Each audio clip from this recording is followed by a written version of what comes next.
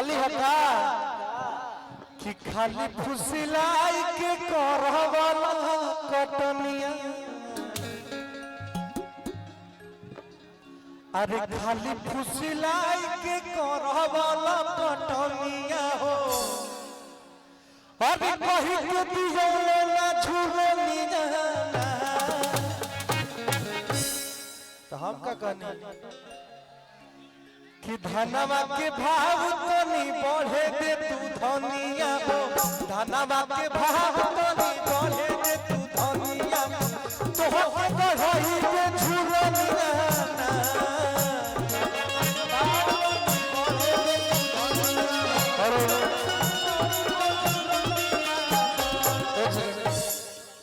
आवाज साफ साफ जात है ना तू लोग के पास यार कुछ देखिए भैया माइक का ये बैटरी खत्म हो गया क्या हमको भी लग रहा है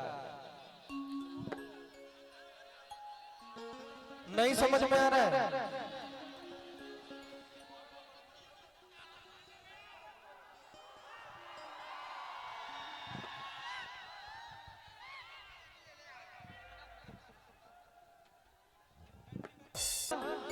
हमके लगत रहा कि बैटरिया लगत डाउन हो कहे के बाद कि धनवा के भाव तनी बढ़े दे तू धनिया हो धनवा के भाव तनी बढ़े दे तू धनिया हो तो हम बढ़ई के झुलनिया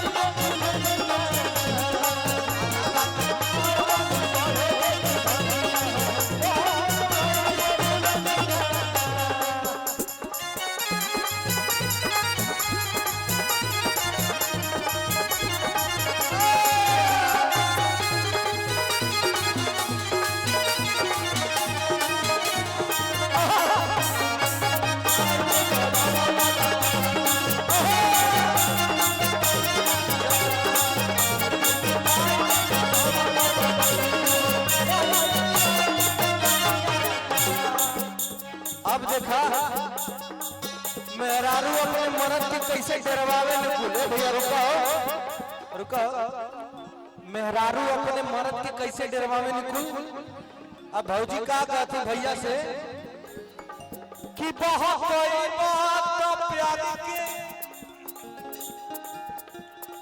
हो बहुत कोई बात ए रुको भाई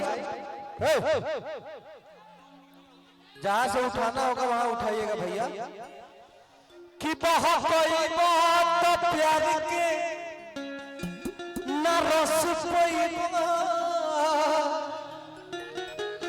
रात से जिया पर जाऊ तो रस चाहिए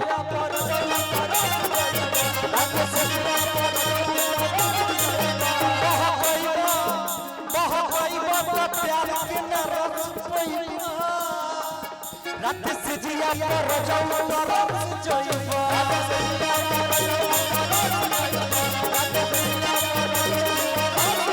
हमारा से चले ना तो हार गई मोनिया हमारा से चले ना तो हार गई मोनिया तो दियो ना झूलो मजा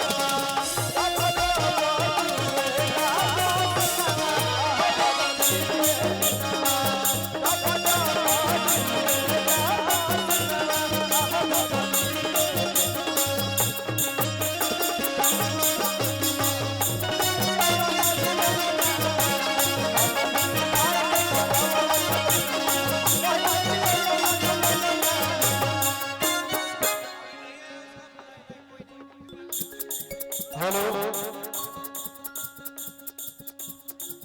भाई साहब ये बच्चा रो रहा है, कृपया क्या नाम बेटा तुम्हारे पिता का? गुड्डू मांझी नाम है इनके पिता का। अब विवेक नाम है तुम्हारा, विवेक नाम।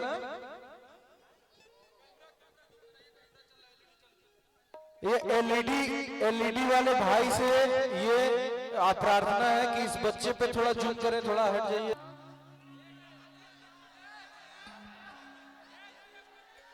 I am here for you my brother. कालिया ये दबाइए, कोट दबाइए भैया, कोट दबाइए।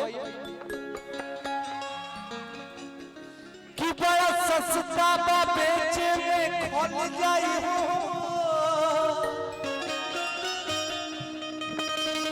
आप पूरा धनवा झूलनी में चल जाई हो। अदना महंगा तार झूलनी अदना सस्ता बेचा जा धान, तब बड़ा सस्ता बेचे में खोल जाई हो, अब पूरा धनवा झूलनी में चल जाई हो। अरे यार आज बजाएंगे, आज बजाइबा लोग। ये क्या कर रहे हैं भैया लोग? क्या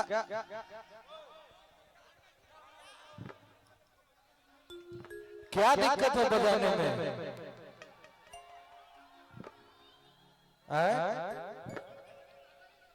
भैया सामने से कुछ दिख ही नहीं रहा है।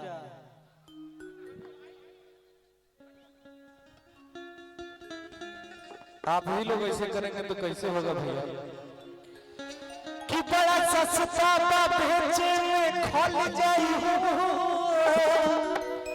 अब पूरा दाना झूलनी में चल जाई हो।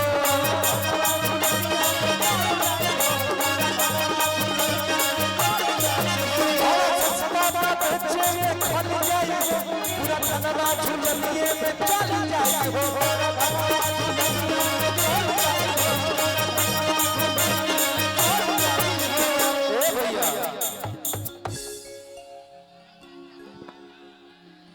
कि भैया हमार नहीं तुरी बचनिया हो,